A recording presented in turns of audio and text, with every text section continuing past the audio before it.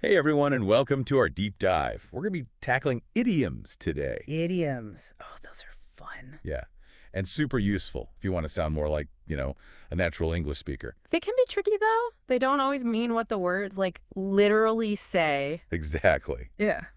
That's why we're diving deep today. We've got a bunch of common idioms we want to break down. So you can start using them right away. Exactly. So first up, let's break the ice. Ooh, I like that one. It's all about getting a conversation going, right? You got it. Especially when you're in a situation where, like, things are a little awkward. Like, imagine walking into a party where you don't know anyone. That can be tough. Totally. And that's where breaking the ice comes in. It's about easing that tension, finding common ground, making people feel comfortable. Yeah. Our source had a great example. At the party, I told a funny story to break the ice. Classic. Humor is always a good way to connect with people, right? For sure. So moving on, let's talk about hit the nail on the head. This one's all about being accurate. Getting something exactly right. Like imagine figuring out a tricky problem, that aha moment when you finally crack the code. You nailed it. It's that feeling of satisfaction when you've got it spot on. The example from our source was when you said I need more practice, you hit the nail on the head.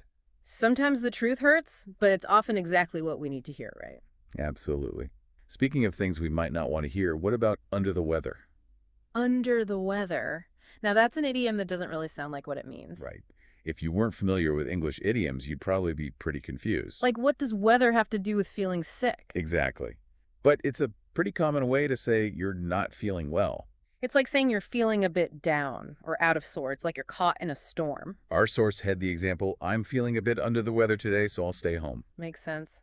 Sometimes you just gotta rest up and ride out the storm. Okay, now on to something a bit more positive.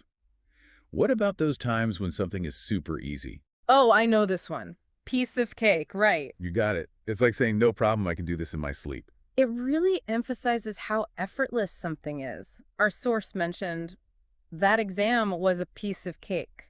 Though I wonder if saying that might sound a little cocky. Yeah. You probably want to be careful how you use that one. All right, last one for today. And this one's about secrets.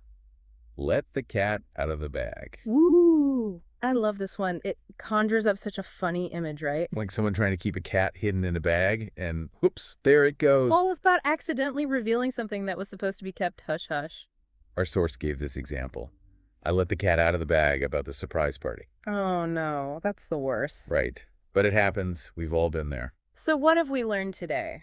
Well, idioms are more than just phrases. They give you a glimpse into how English speakers think. And using them can really help you level up your fluency and sound more natural. So I challenge you to try using these idioms in your next conversation. You might be surprised at how much they can add to your communication. And who knows, maybe you'll even discover some new idioms along the way. Keep exploring and have fun with it. Absolutely. The world of idioms is vast and waiting to be discovered. Happy exploring. Until next time. See you then.